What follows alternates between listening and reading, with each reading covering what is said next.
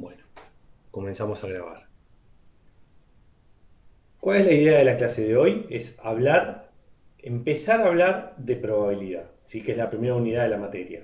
La clase pasada lo que vimos era unos conceptos básicos de técnicas de conteo que no hacían la materia, o sea, en la materia que estamos estudiando, la probabilidad es la medida, es la medida básica con la cual se trabaja en el mundo de la incertidumbre.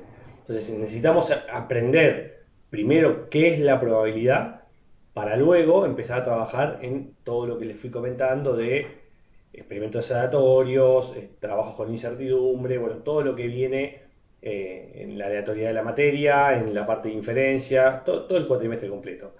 A diferencia de las materias que ustedes estuvieron estudiando, análisis matemático o álgebra, ustedes vienen a la facultad ya con los conocimientos básicos de las operaciones matemáticas. Saben sumar, restar, multiplicar, dividir. Y bueno, también un montón de operaciones más, pero lo básico lo saben.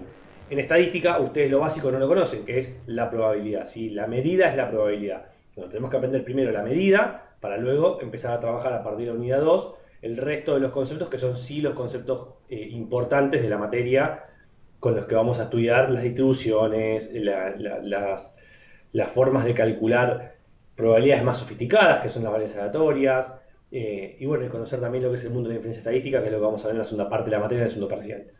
Bien, entonces, primero, antes de hablar de probabilidad, tenemos que hablar de lo que es un experimento aleatorio. Un experimento aleatorio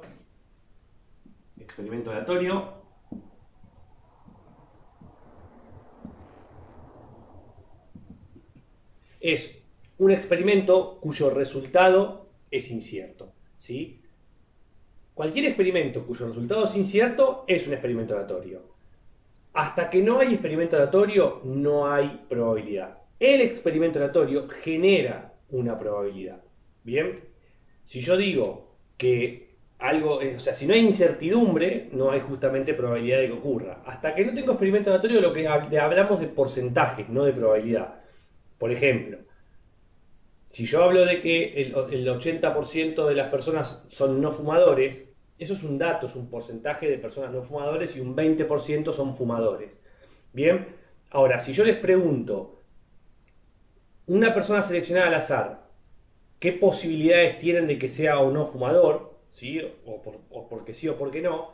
Como ustedes de antemano no saben si es fumador o no, ustedes pueden calcular una probabilidad de que esa persona sea fumador o no fumador. Entonces el experimento aleatorio es selecciono una persona al azar, ¿qué probabilidad tengo de que sea fumador o no fumador? La selección al azar es la que es el experimento aleatorio, es el experimento cuyo resultado es incierto. O sea, el experimento es, tengo una persona, es o no es fumadora. Distinto es decir, tengo un porcentaje de fumadores del 80%, es que ya evalué, relevé, conozco que el 80% de las personas son no fumadores. Ahí no hay una incertidumbre, ahí es un dato que ya está relevado. ¿Sí? Ahora, si selecciono una persona al azar, tengo un experimento, que es la persona al azar, de que fume o no fume. Por eso, a partir del experimento aleatorio, digo, es un dato básico, pero es importante que a partir de ahí es que empieza a haber probabilidad. Y luego vamos a definir lo que es un evento. Evento,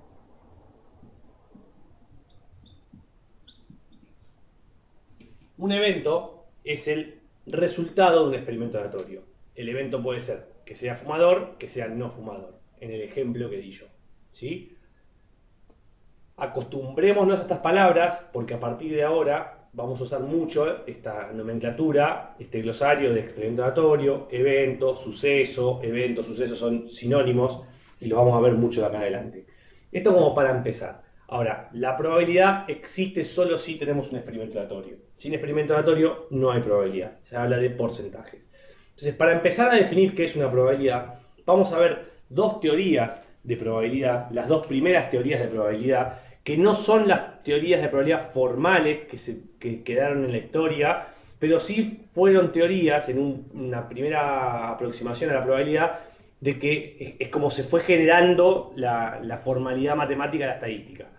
Son las primeras, si bien no son rigurosas formales matemáticas, pero son las primeras teorías que son simples de entender, sirven para entender por qué se terminó lo que se terminó, con un par de axiomas muy cortos y que sirven de manera general para poder demostrar casos infinitesimales, que es lo más importante de los dominios, que es lo que estas teorías nos reflejan.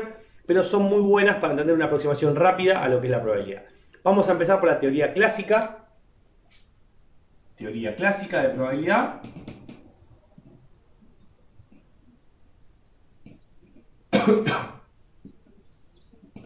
O también conocida como teoría de Laplace. Sí, el Laplace que deben conocer de álgebra es el mismo. Bien. La teoría clásica de probabilidad tiene ciertas restricciones, pero bueno, es muy buena para hacer un primer abordaje a lo que es una probabilidad. ¿Sí? Para eso definimos primero, dado un experimento aleatorio,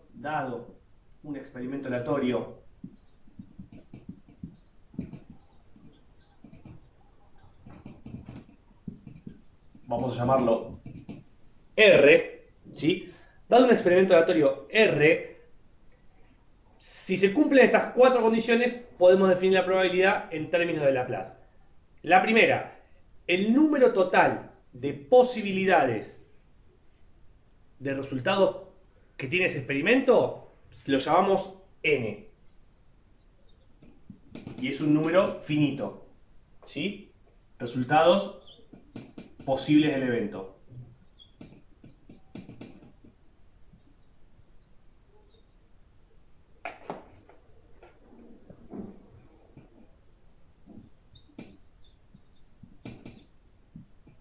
Entonces, primero definimos un número de resultados posibles del evento. Bien. Segundo, ese número total n de resultados posibles del evento, decimos que tienen que ser mutuamente excluyentes entre sí. O sea, uno de los eventos posibles no puede darse en simultáneo con otro. Bien. Segundo, vamos a poner los números. Segundo, los eventos son mutuamente excluyentes. O sea, no se pueden dar en simultáneo.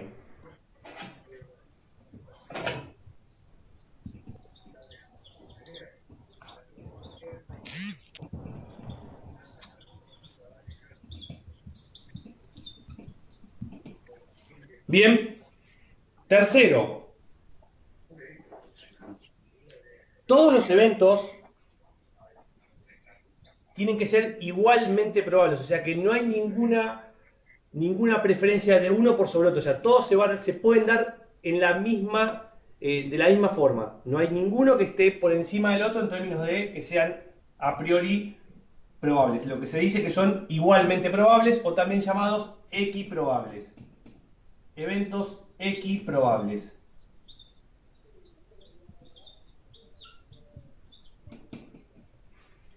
Y por último, si esto es así, vamos a definir un conjunto E. Definimos un conjunto E, que es un subconjunto de R,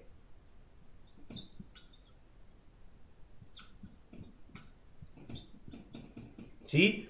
Que es un subconjunto de R que tiene alguna particularidad deseada. Puede ser alguna particularidad del subconjunto. Por ejemplo, si el experimento R es el experimento de las personas, ¿sí? El subconjunto E son aquellas personas que son no fumadores.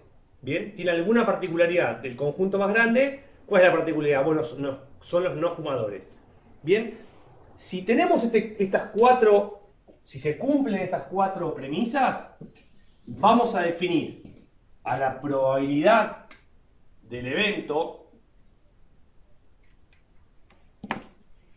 vamos a definir a la probabilidad del evento E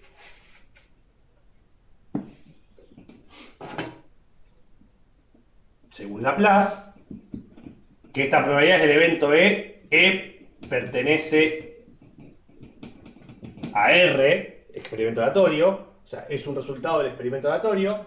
La probabilidad de un evento cualquiera E es igual al cociente entre los casos favorables, o sea, este subconjunto E, también lo podemos llamar casos favorables,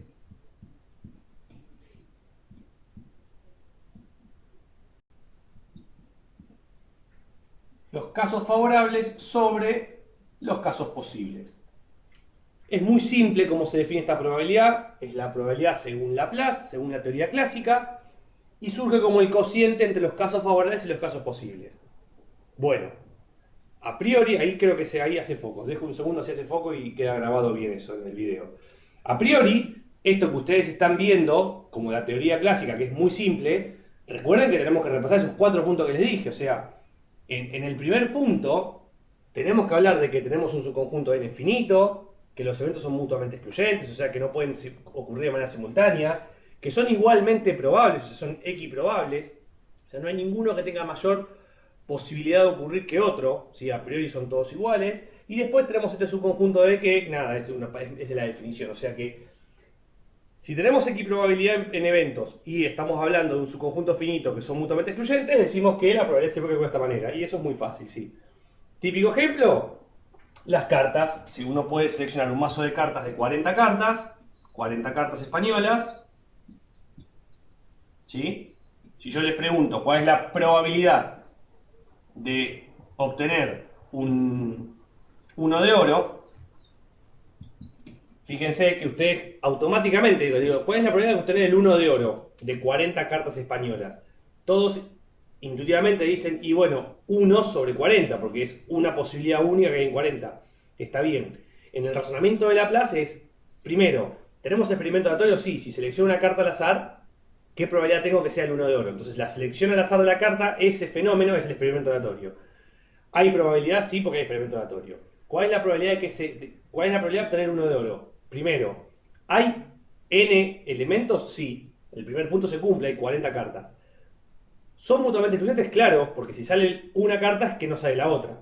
¿Bien? O sea, son mutuamente excluyentes entre sí los elementos. Tercero, ¿hay equiprobabilidad? Sí, nada me hace pensar que una carta sea preferente por la otra. O sea, estamos suponiendo que las cartas no son cartas marcadas ni nada por el estilo. Entonces, como se cumplen esas condiciones, el subconjunto E es el 1 de oro. Es la única particularidad del experimento aleatorio que me interesa como evaluación. Bueno, la probabilidad de obtener el 1 de oro es casos favorables, tengo un solo caso favorable sobre los 40 casos posibles, por eso que la probabilidad es 1 sobre 40 y está bien calculada con la técnica de Laplace. Justamente porque estamos hablando de un experimento especial que tiene equiprobabilidad, mutua exclusión y un conjunto finito. Si el experimento aleatorio es finito. Esto con respecto, avanzo, insisto, rápido porque estamos con la clase grabada. Esto sería la teoría de Laplace, el primer abordaje a cómo se define una probabilidad. ¿Cuál es el problema que tiene la teoría de Laplace? Bueno, fíjense que ya se los dije, tiene un subconjunto, o sea, el experimento aleatorio tiene que ser finito, o sea, no puede haber un experimento aleatorio que tenga infinitos valores. Bueno, en este caso no se puede. El problema más grande no es ese, el problema más grande también es la equiprobabilidad. Hay fenómenos que no son equiprobables. Entonces, esos fenómenos, ¿podemos saber cuál es la probabilidad de calcularlos? Y claro que sí. La teoría de Laplace no lo resolvió, pero como primer abordaje, esto siempre se lo van a acordar, creo que va a pasar el tiempo y se lo van a acordar muy fácilmente, este cociente de casos favorables sobre casos posibles, permite como un primer abordaje pedagógico de entender la probabilidad. Sí, así que vamos a ver la segunda teoría, que tampoco es la teoría formal matemática que terminó siendo instalada para los estadísticos, pero sí es una teoría que logra resolver algunos temas más, por ejemplo, logra resolver el tema de la equiprobabilidad. Se llama la teoría frecuentista. Teoría frecuentista o frecuencialista es una teoría que viene del nombre de las frecuencias, o sea, lo que trataron de hacer los estadísticos que querían de alguna manera, estamos hablando que esto fue descubierto para que usted, insisto, son cosas bastante nuevas en el mundo matemático, o sea, estamos hablando del siglo XIX, fines del XVIII, principios del XIX. En esos momentos ya había un montón de teoría matemática, ya estaba el cálculo infinitesimal, bueno, habían avanzado muchísimo en las matemáticas. En ese momento los estadísticos, que eran personas dedicadas a los juegos de azar, básicamente, trataban de entrar en el mundo de la formalidad matemática. Entonces, cuando iban con una teoría a ver a algunos matemáticos de la época, los matemáticos le respondían, ¿cómo resolves el tema de la equiprobabilidad? No lo resolvemos, listo. Entonces la teoría no existe, si no le daban lugar en términos formales. Los frecuentistas lo que intentaron, en cabeza de von Mises, como uno de los precursores de este mundo, lo que intentaron es decir, bueno, los matemáticos ya estudiaron lo que son las razones y proporciones, ¿sí? Ya estaban estudiadas, validadas, y había un montón de teorías sobre proporciones y razones, sobre lo que son las frecuencias en matemática.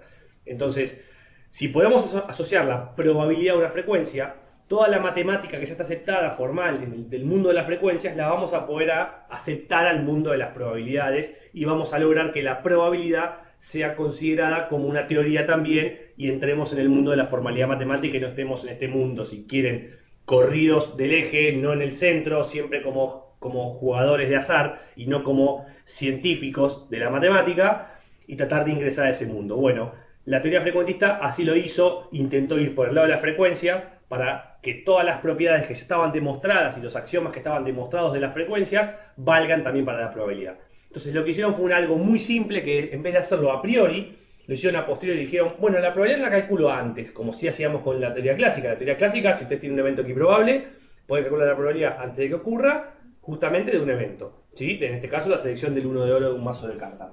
Ahora, ellos dijeron, no, hagamos algo diferente.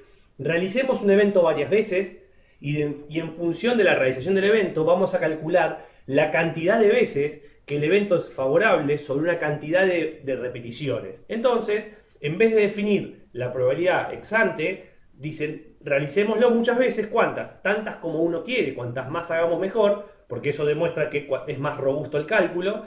Y ese cociente, que va a ser la cantidad de realizaciones sobre el total de realizaciones, o sea, la cantidad de realizaciones favorables sobre el total de realizaciones, ese cociente va a ser la probabilidad. Y es por eso que los frecuentistas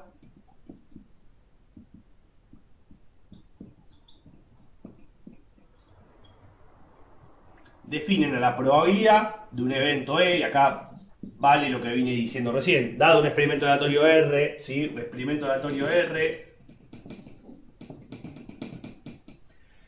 y un subconjunto de ese experimento aleatorio, un subconjunto que pertenece a R, E perteneciente a R, la probabilidad de ocurrencia de ese evento o ese subconjunto, pueden ser varios eventos, es igual a la cantidad de veces favorables que se realizó el experimento sobre la cantidad de realizaciones. O sea, n sub e, n minúscula, es la cantidad de veces que se realizó el experimento y la respuesta fue favorable. En este caso, imagínense que tuvieran un mazo de cartas, ¿sí? Como les dije hace un rato.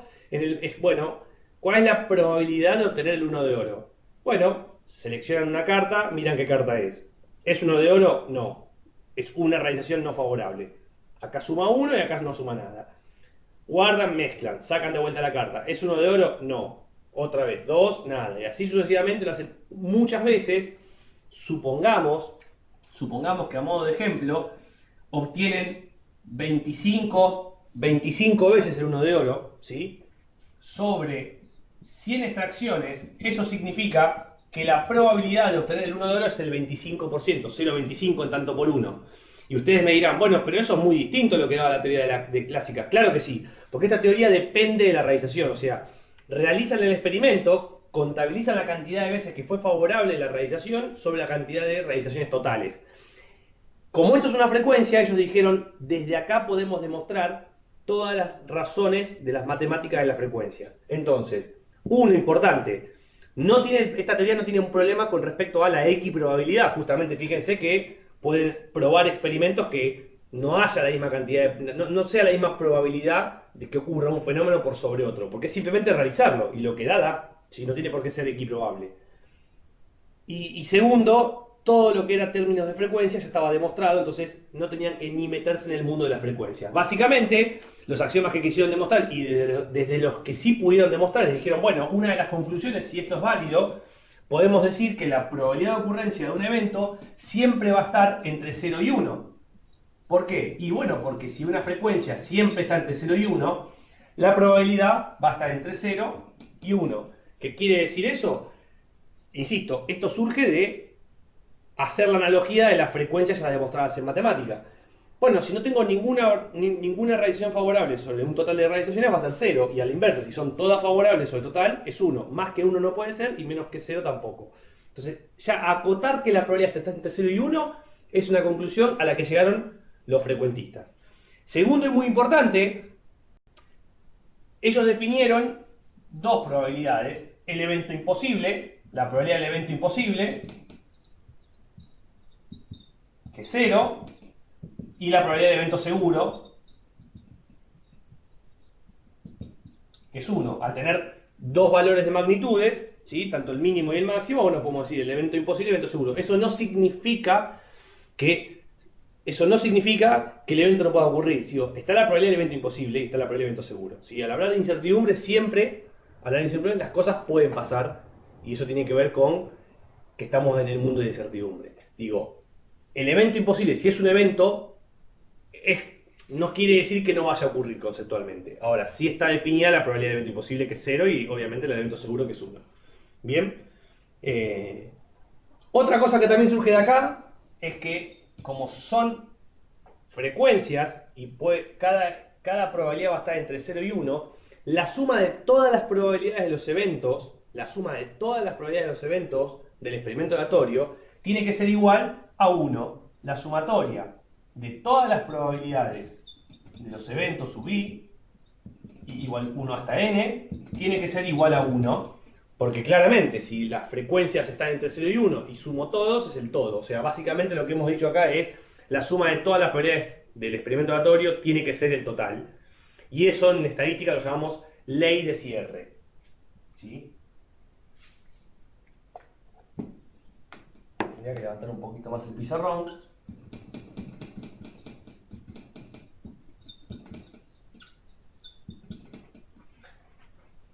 La ley de cierre es básicamente que la suma de todas las probabilidades da 1. ¿Bien? Por último, una de las cosas que sí surgen de las frecuencias, y esto es muy importante, y ellos también lo pudieron hacer analogía, y es un descubrimiento de los frecuentistas, es el evento complementario. Podemos decir, como está entre 0 y 1, y a la vez la ley de cierre se cumple porque es la suma de todo, podemos definir a la probabilidad de E, y arriba le pongo una barrita, es como decir no E. Esto significa la probabilidad de que no ocurra E. Si en nomenclatura es la probabilidad de que E no ocurra, por eso le pongo una rayita arriba. Esto es igual a 1 menos la probabilidad del evento. O sea, el complemento de la probabilidad del evento es la probabilidad de que no ocurra el evento. Como bien les decía, como ustedes, y ahí insisto, ahí me corro a ver si se enfoca bien, como ustedes tienen definidos probabilidades como frecuencias entre 0 y 1, y a la vez se cumple la ley de cierre porque las frecuencias, si las suman todas, tienen que sumar el todo, la probabilidad de que no ocurra un evento es la probabilidad de que ocurra menos todo el resto. O sea, podemos definir el evento complementario. Esta probabilidad de que no ocurra es el evento complementario de la probabilidad del evento. ¿Sí? Y eso cierra justamente por la ley de cierre de la suma de 1. Son 4 cosas que son bastante básicas, lo sé, pero son nomenclaturas y cuestiones técnicas que vamos a usar de acá en adelante un montón en la materia. Vamos a hablar todo el tiempo de complementos, vamos a hablar todo el tiempo de ley de cierre, vamos a hablar todo el tiempo de que la probabilidad está entre 0 y 1, típico error de examen, probabilidades que asignan por encima de 1 o por debajo de 0, es un error conceptual, no es matemático, ustedes arrastran cuentas claramente, pero con una conclusión les da 1,23, ustedes tienen un error conceptual muy grande, que es asignar mal una probabilidad, ¿sí? O sea, pueden ponerme en el examen, la verdad que no sé por qué me dio 1,23, hay error de cuentas, pero tengo claro que esto está mal. Y una cosa es entender el concepto del error y otra cosa es no entender el concepto del error. Más allá de que las dos cosas sean errores, y obviamente de las dos formas no se evalúa bien, es mejor aclarar las cuestiones que no son congruentes, que no son consistentes, con las cuestiones que son, nada, demuestran que una persona no está entendiendo absolutamente nada, porque este concepto básico de la primera clase, que es la de hoy, sería ya incomprendido en una respuesta, ¿sí?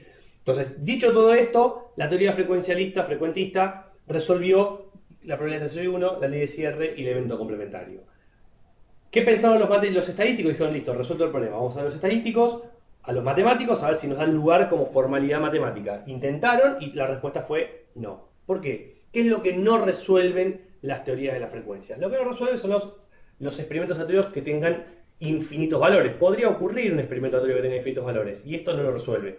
¿Sí? Entonces, como acá requerís de conocer todos los valores y calcular por frecuencias el total, esta teoría no lo resuelve, por ende, tampoco fue aceptada como formal matemática y tampoco resolvió el tema del comienzo de la ciencia estadística como una ciencia tal, ¿sí? No quedó otra que esperar unos años después, hasta que cerca de 1920 más o menos, la escuela rusa fue la que terminó haciendo la teoría axiomática, que es la que vamos a ver la clase que viene. Hasta acá, con respecto a las dos teorías básicas con las que vamos a hacer el primer abordaje de la materia. ¿Qué quiero contarles ahora? Una ley, que es la ley de los grandes números, ¿sí? También conocida como ley de la estabilidad de las frecuencias. Bueno, nada, es una ley empírica. ¿Qué quiere decir que es una ley empírica? Que solamente se puede demostrar con evidencia, ¿sí? La evidencia en infinidad de oportunidades ha demostrado que esta ley se cumple, lo que pasa es que nada, es empírica y hasta ahí podemos decirlo, pero sí es importantísima para la materia porque le da lugar a todo lo que vamos a ver de acá en adelante. O sea, nos justifica que el azar es caótico en un solo evento, pero en el conjunto no lo es. Es muy armónico, es regular en grandes grupos. Entonces, lo que dice esta ley tan simple, es en el caso de los eventos equiprobables, ¿sí? En el caso de los eventos equiprobables, solo ahí, lo que dice es, la teoría frecuentista, que como les dije,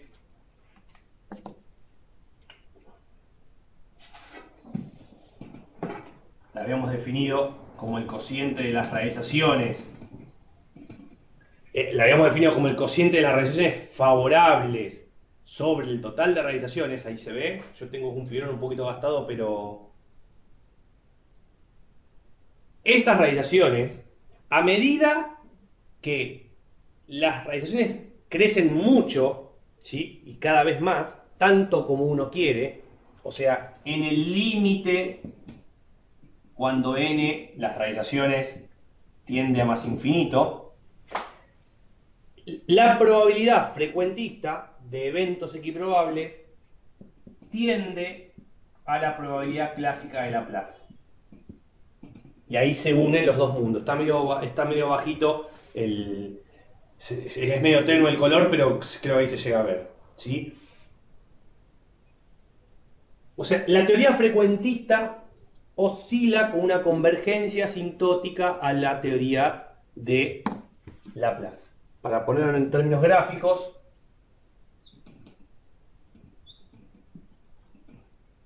las proyectas de T0 y 1, bien, a medida que tenemos más realizaciones, la teoría de Laplace es una constante, porque se calcula a priori, es la misma siempre. Supongamos que es casos favorables sobre casos posibles, y es esta línea roja que estoy graficando ahora. Ese es el cálculo de probabilidad, que está cercano al 0,50, y no importa la cantidad de realizaciones, es siempre igual. Ahora, la teoría frecuentista dice, a medida que uno va realizando, bueno, primera realización puede ser favorable. Si es favorable, 1 sobre 1, 1. ¿Sí? La puedo hacer, imagínense que arrancamos en 0. La primera realización no es favorable.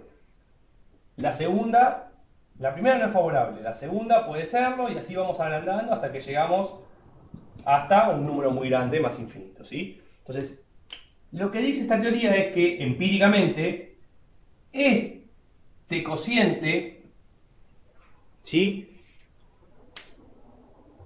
La convergencia es asintótica, es oscilante asintótica, o sea, oscila entre la probabilidad clásica. Y esto ocurre empíricamente, o sea, uno cuando realiza el experimento, cuando los n son muy grandes, cuando uno realiza el experimento muchas veces, la evidencia empírica me dice que la probabilidad ocurre como ocurre la teoría de Laplace. Vamos a un ejemplo que es muy simple, y esto lo pueden hacer ustedes en sus casas. Tomen una moneda cualquiera, obviamente una moneda que no tiene que estar cargada, una moneda cualquiera que tengan en sus casas. Ustedes arrojan la moneda es un evento equiprobable, porque que salga cara o seca, hay la misma probabilidad de ocurrencia porque suponemos que la moneda no está cargada, insisto. ¿Cuál es la probabilidad de que salga cara? Como es un evento equiprobable y es mutuamente excluyente, ¿por qué? Porque si sale cara no salió seca, y si salió seca no salió cara. Y el dominio finito del experimento aleatorio finito, o sea, hay dos posibilidades, o cara o seca, estamos en un claro ejemplo que podemos aplicar la teoría de Laplace. Casos favorables o de casos posibles. Los casos favorables, cara, uno solo. Casos posibles, dos, cara o seca. Entonces la teoría de Laplace nos dice que la probabilidad de obtener cara en una moneda es 0,50. Un concepto importante que no lo dije, lo di por sentado, pero es muy importante. ¿Qué significa que sea 0,50 la probabilidad? ¿Significa que va a ser cara? ¿Significa que va a ser seca? No, justamente es lo que no significa eso. Dice que si yo repetía el experimento muchas veces, en el 50% de las veces vamos a obtener caras y en el 50% de las veces vamos a obtener secas. Bueno, tengo que hacer una apuesta, porque necesito hacer una apuesta urgente por la próxima extracción de una moneda. ¿A qué apuesto? No te lo puedo decir, porque la próxima extracción va a ser o cara o seca.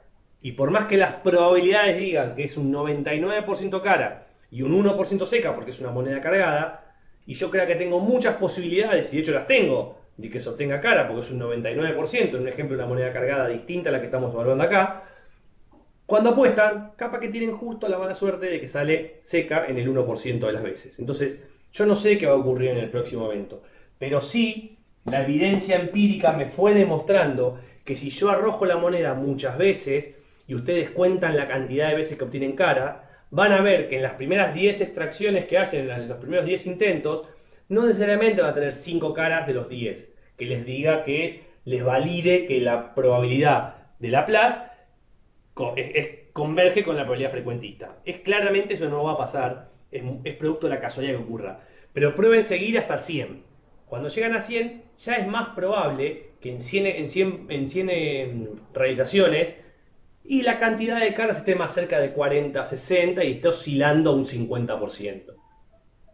Si siguen y siguen 1000 veces, 10.000 veces, cada vez más van a ver que ese número se termina estabilizando en el 50%. Esa evidencia empírica es la que nos dejó entender a los estadísticos que, mirá, no sabemos que hay algo que ocurre, que es el azar, que evidentemente en los grandes números es regular. Ahora, en cada evento es caótico, no sé qué va a ocurrir en la próxima, pero si yo tengo la posibilidad de realizarlo muchas veces, el azar termina siendo regular, algo que creemos que no podemos controlar en los grandes números, pareciera que sí. Eso es lo que demostró esta ley de los grandes números, que insisto, es una ley empírica, tienen que probarla ustedes, obviamente hoy se puede hacer a través de un software, pueden probar a través del número aleatorio de Excel, es muy simple, mirar cuántos números aleatorios de Excel dan por arriba de 0,5 y por debajo de 0,5, simulando la moneda, ¿sí? Eso es algo que lo pueden hacer, si no en alguna otra clase se los explico rápidamente, pero insisto, tiren para abajo el número aleatorio de Excel, hagan 1.000.000 de cálculos, fíjense que el Excel tiene 2 a la 20 filas, ¿sí? El Excel tiene 2 a la 20 filas, es más o menos 1.000.000 y pico, no recuerdo el número exacto, 1.000.000 de filas. Si ustedes repiten el número aleatorio de Excel 1.000.000 de veces, van a verificar que más o menos, que ya es un montón, van a ver que más o menos la mitad o sea, 500.000 van a estar por abajo de 0,5, 500.000 van a estar por arriba de 0,5. ¿Por qué? Justamente porque en grandes números el azar es regular.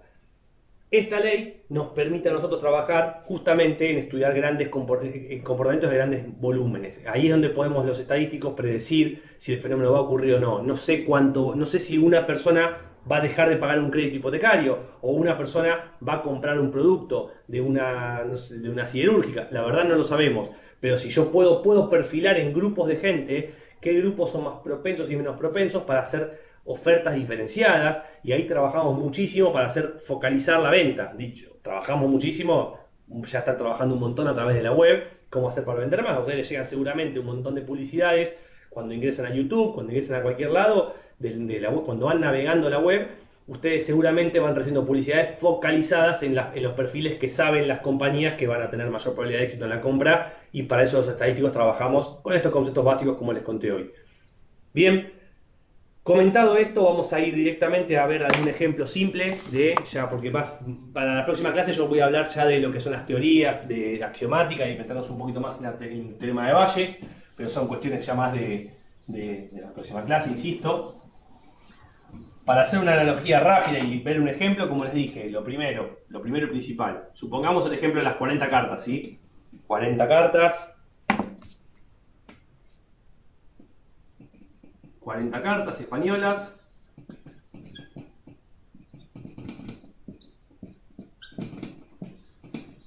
Bien. Experimento aleatorio. Se extrae una carta al azar.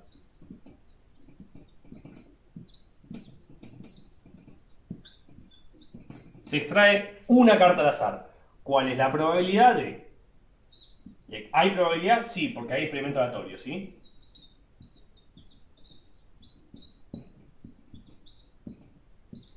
1. Como les dije recién, la probabilidad de sacar el 1 de oro.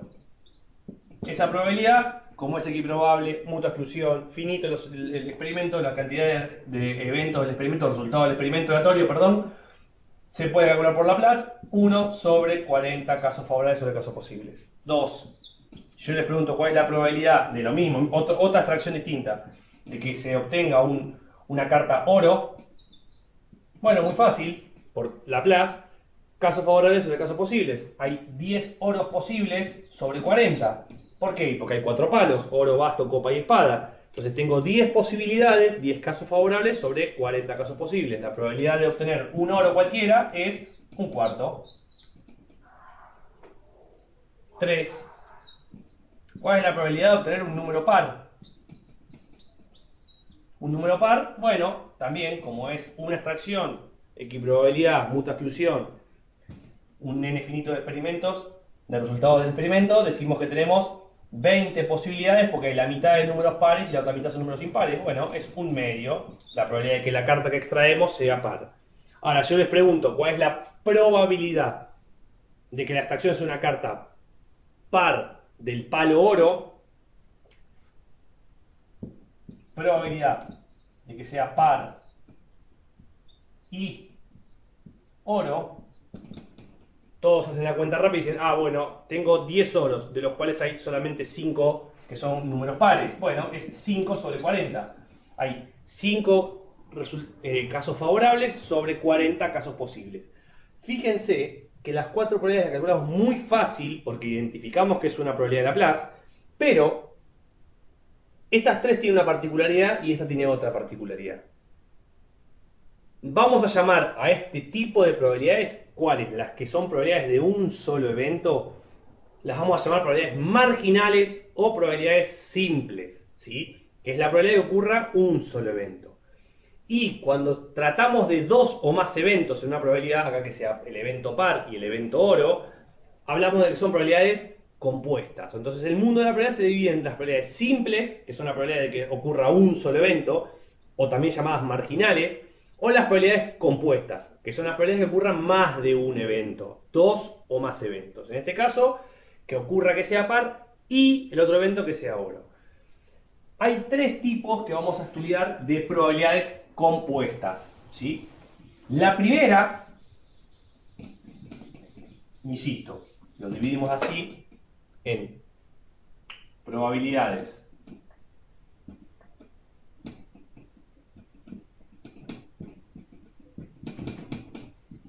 simples.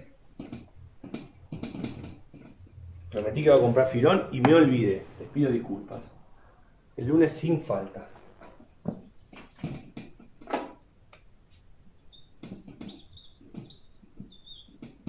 Simples y compuestas.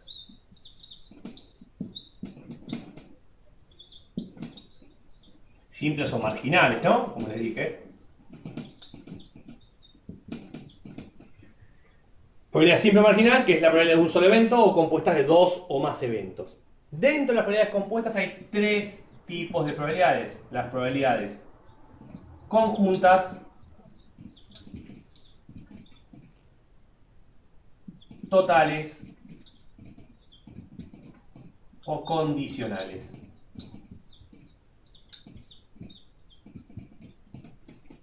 Conjuntas, totales o probabilidades condicionales. Vamos a empezar por la probabilidad conjunta.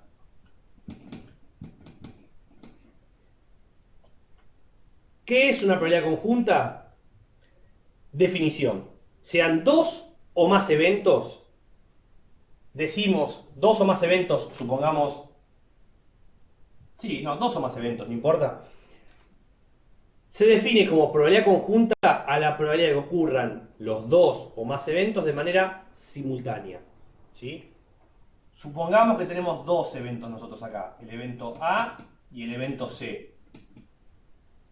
La probabilidad conjunta, definida como la probabilidad de que ocurra A de manera simultánea a C, o sea, A y C, esta es una forma de escribir la nomenclatura de la conjunta, o también otra forma de escribirla, que es la que más uso yo, A conjunta de C, ¿Qué significa A? Es el símbolo de la intersección, ¿sí? De la teoría de conjuntos. Es que ocurre en las dos formas, si bien la nomenclatura es distinta, significan lo mismo. Significa que la probabilidad de que ocurra el evento A y el evento C de manera simultánea. Que ocurra el evento A y el evento C de manera simultánea. A mí me gusta usar la nomenclatura con el símbolo de intersección porque me hace referencia a la intersección de los conjuntos, la parte donde se tocan, la intersección, es el momento en el cual el evento A ocurre y el evento C. ¿Bien?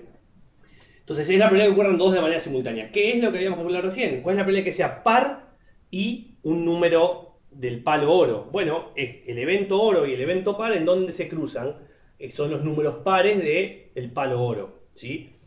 Eso es una probabilidad conjunta, porque es la probabilidad de dos o más eventos, en este caso eran dos eventos, par y oro, que ocurran de manera simultánea.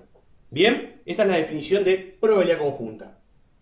Y es un tipo de probabilidad compuesta. Vamos a hacer un ejercicio rápido, se los leo, como ya no tengo el video, no tengo que andar Fernando explicando el detalle. Les leo rápidamente el ejercicio y hacemos un ejemplo rápido de probabilidades conjuntas y seguimos con el resto, ¿sí?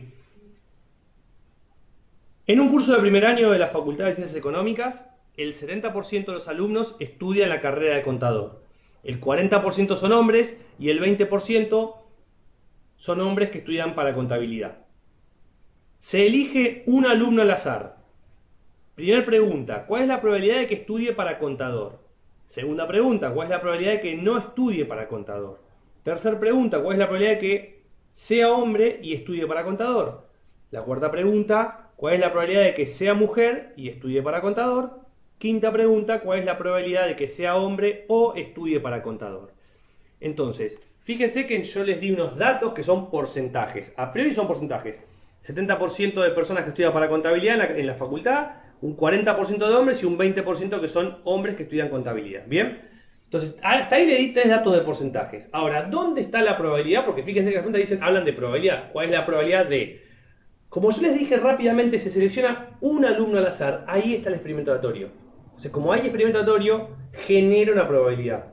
¿Bien? Entonces, ahora sí que tengo experimento aleatorio, esos porcentajes, que las respuestas que voy a dar se transforman en probabilidades de ocurrencia. La primera pregunta es muy simple y antes de empezar a responderlas voy a explicarles o voy a darles como sugerencia, ¿sí? Que estos experimentos hay que primero verlos visualmente, hay que definir los eventos y luego de definir los eventos, trabajamos con los datos. Entonces vamos a definir dos eventos, el evento C, que es estudia para contador, y el evento H, que es hombre. Entonces, como bien les decía, y a mí me gusta mucho, voy a usar la analogía de la teoría de conjuntos. El conjunto contador y el conjunto los voy a hacer solapados, o sea, los voy a hacer como que tengan intersección hombre. Y después voy a dibujar este rectángulo, que es el universo, ¿sí? Es el total, para acotarlo a ese mundo. O sea, todo lo que no estudia ni contador ni es hombre está por fuera. Fíjense que este universo total es la ley de Sierre, es el total, ¿sí? Dentro de este rectángulo están todas las probabilidades posibles, o sea, o es contador y no es hombre, o estudia contabilidad y es hombre, o es hombre y no estudia contabilidad, o no estudia ni contabilidad ni es hombre. Si hay cuatro posibilidades, ahí recuerden que ahí estamos hablando de una variación con repetición, 2 al cuadrado, dos posibilidades en 2, tenemos cuatro combinaciones posibles de dos eventos que tienen dos posibilidades cada uno. ¿Bien? ¿Qué es lo que refleja un diagrama de Venn? Siempre refleja probabilidades conjuntas.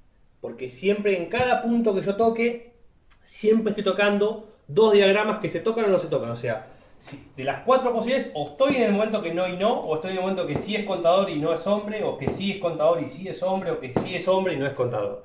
No tengo forma de estar parado en el diagrama de Venn en un punto que no sean una probabilidad conjunta, ¿sí? Como les dije que tengo cuatro probabilidades conjuntas, vamos a llenar los datos con la información que tenemos. ¿Qué sabemos del enunciado? Que el 70% de las personas estudian para contador. O sea, ¿qué significa? Que el diagrama de Venn de contador mide 0,70. ¿Bien? ¿Pongo el número? No, porque es todo el diagrama. Segundo, sabemos que el 40% son hombres. Todo el diagrama de hombres es 40% del total de la torta. ¿Sí? ¿Pongo el número? No, porque es todo el diagrama. ¿Qué sabemos también? Y como les dije, adentro de un diagrama de Venn solamente se ingresan probabilidades conjuntas, justamente por cómo está pensado, es en dos dimensiones, bueno.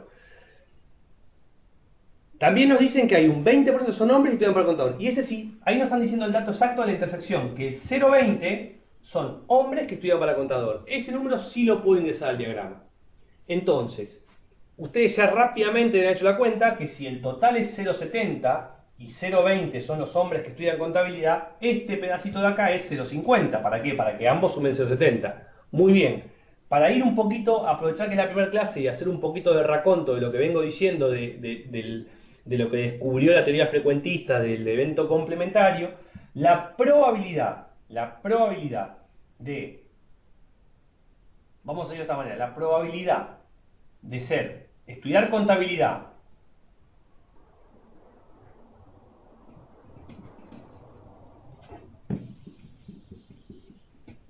lo voy a poner al revés.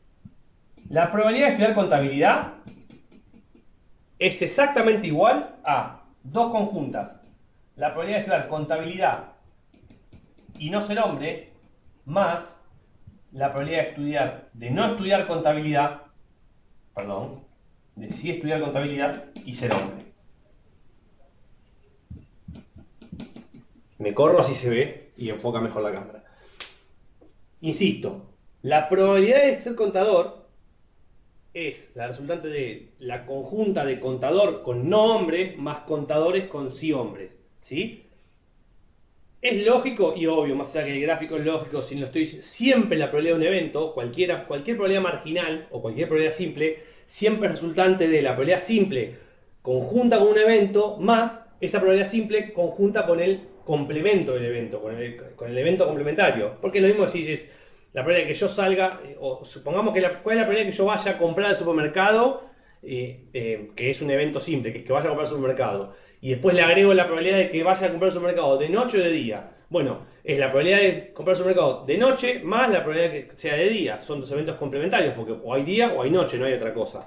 Entonces, decir la suma de las conjuntas con ir al supermercado de noche o más la ir al supermercado de día, o decir total supermercado, es lo mismo. Bueno, ese desglose para este caso nos sirve. ¿Por qué? Porque nosotros teníamos como dato esto, sabíamos que era 0,70, también sabíamos que la conjunta era 0,20, y nos quedaba esto como incógnita.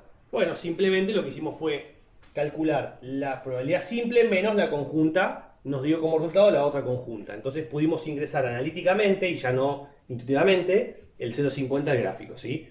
Primera vez que lo hago. Fíjense que esto es una conjunta, hay dos eventos, es 0,50 y esto es una conjunta. En un diagrama de Venn siempre hay conjuntas. El 0,70 lo tengo que ver, imaginármelo ya sumándolo ambos, no lo puedo ver directamente, porque es un diagrama de Venn. Y después, bueno, si la probabilidad, de la misma forma, la probabilidad de hombres es 0,40, acá ya no me gasto, el razonamiento es el mismo, esto es 0,20, porque ambos tienen que sumar 0,40. Por último, si el rectángulo es la ley de cierre, 0,5, 0,20, 0,20, 0,90, por fuera tenemos 0,10. ¿Qué es 0,10? La probabilidad de que no sea hombre y no estudie contador. O sea, es esta conjunta, no contador, conjunta de no hombre. ¿Sí? Esa probabilidad es 0,10. Todavía ni empezás el ejercicio, fíjense que las 5 preguntas que les dije ni arrancamos. Quería contarles cómo graficar dos eventos, es muy simple graficar dos eventos, defino los eventos, los veo, entiendo el problema. Ahora bien, una vez que lo grafiqué, la cuenta es muy simple. Primera pregunta era cuál es la probabilidad de que estudie para contador. Primera pregunta, estudie para contador. En otro ejercicio era probabilidad de que sea C es igual a 0,70 por dato de ejercicio. Si lo quieren resolver analíticamente el diagrama de Venn, bueno, es la suma, estas dos sumas de acá, es la conjunta de contador no hombre más conjunta de contador con hombre. ¿Sí? Es lo mismo que era 0,50 más 0,20. Pero bueno, ya estoy diciendo, yo estoy haciendo esas cuentas en demasía, justamente porque esto ya es un dato de ejercicio. Segunda pregunta, ¿cuál es la probabilidad de que no estudie para contador? Bueno, el evento complementario. Probabilidad de no sé. Bueno, es 1 menos la probabilidad de que estudie para contador, que es 1 menos 0,70 igual a 0,30. ¿Qué significa? Que si yo tomo un alumno al azar, No es 0,30 contador, no contador y 0,30 sí. No, es estudia para contador o no estudia para contador. No hay mucha vuelta. El evento es una cosa u otra. Ahora, si ustedes pudieran repetir muchas veces el experimento y seleccionar muchas veces alumnos, va a ocurrir que el 30% de las veces no estudien para contador. Si eso tiene que ocurrir si está bien definido el porcentaje y el representativo. Bueno, nada.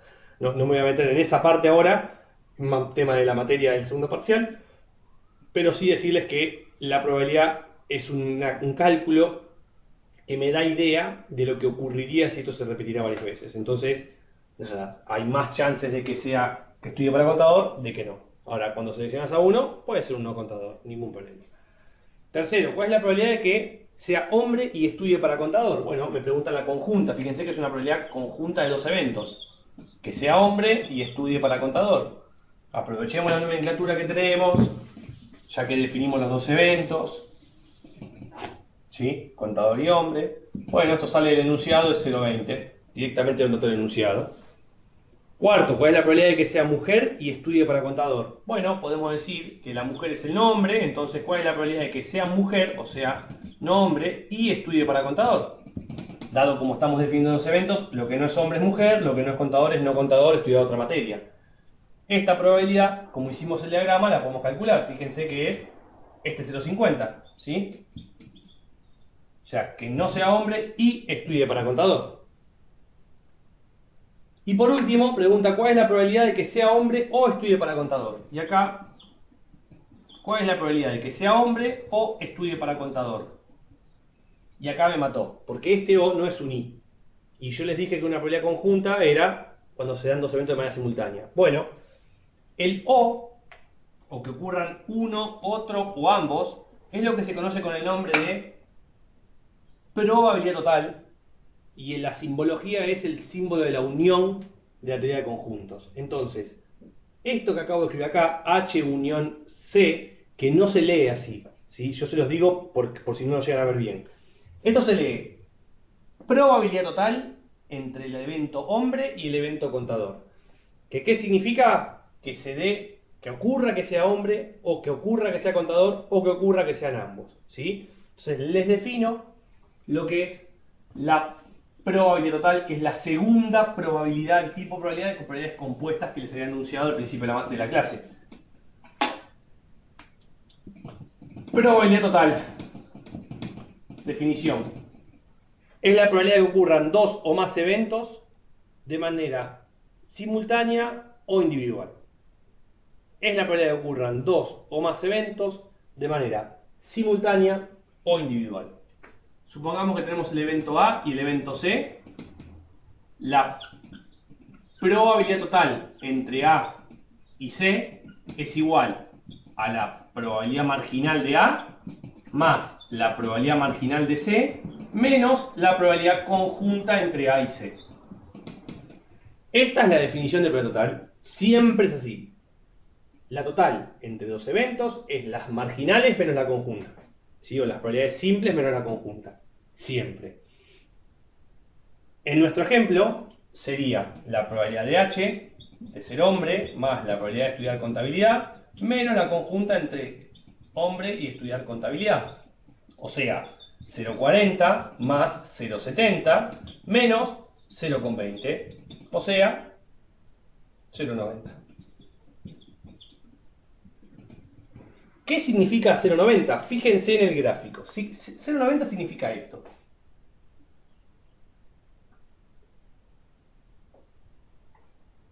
¿Se entiende? Es que ocurra el evento C o que ocurra el evento H o que ocurran ambos. ¿Cuál es la probabilidad de que eso ocurra? Bueno, es todo lo que está dentro. ¿Qué pasa si yo sumo el evento C más el evento H? Cuando yo sumo el evento C y el evento H estoy sumando dos veces el conjunto de intersección, ¿sí? Por eso es que la definición se resta una vez la conjunta, porque es C más H menos una vez lo que sumé dos veces. Y ahí es donde me quedo con todo lo que está dentro de los dos conjuntos sin repetirlo. ¿Bien? Total.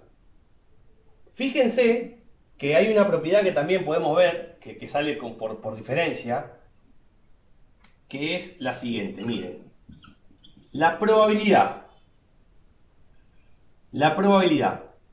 total entre A y sí, voy a usar las letras que estamos usando acá arriba.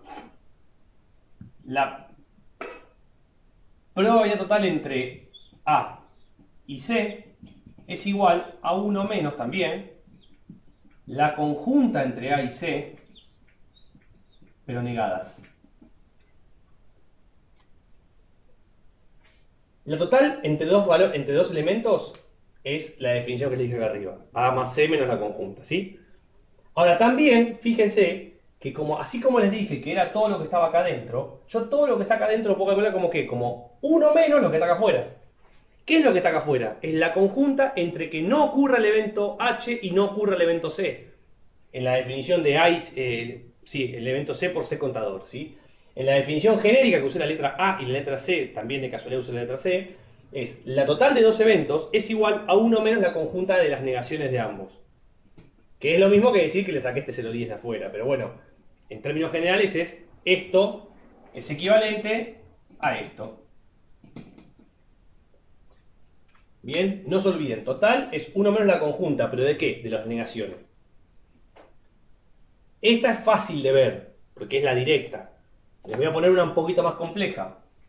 La probabilidad total entre A y C negadas es igual 1 menos la conjunta de la negación de la total, o sea, A y C, pero ahora no negadas, porque es la negación de del evento definido, o sea, en este caso una negación es la negación de la negación.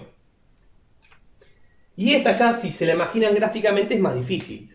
¿Cuál es la probabilidad total de A y C negada? O sea, no C y no A. ¿Qué es no C? No C es todo lo que está acá afuera. ¿Sí? ¿Se ve? Esto es no C. ¿Qué es no H? No H es todo lo que está acá afuera. Perdón, todo lo que está fuera de H. De otro color.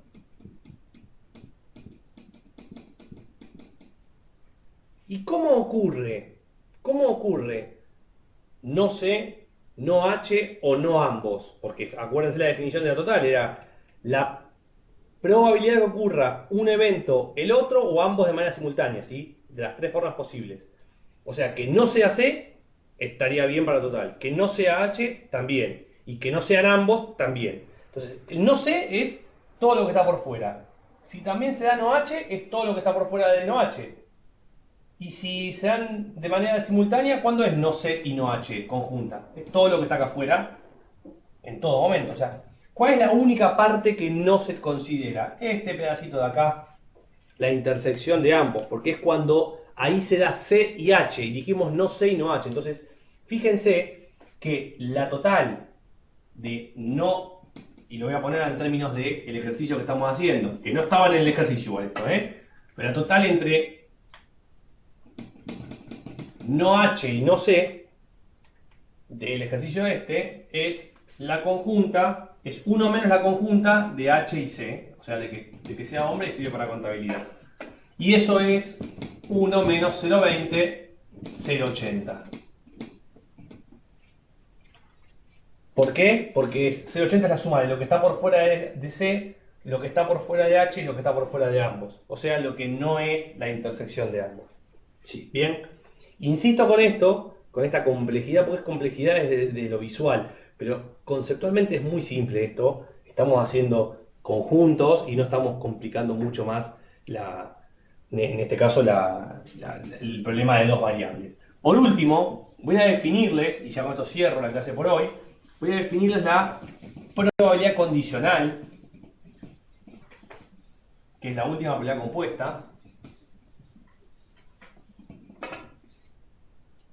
La probabilidad condicional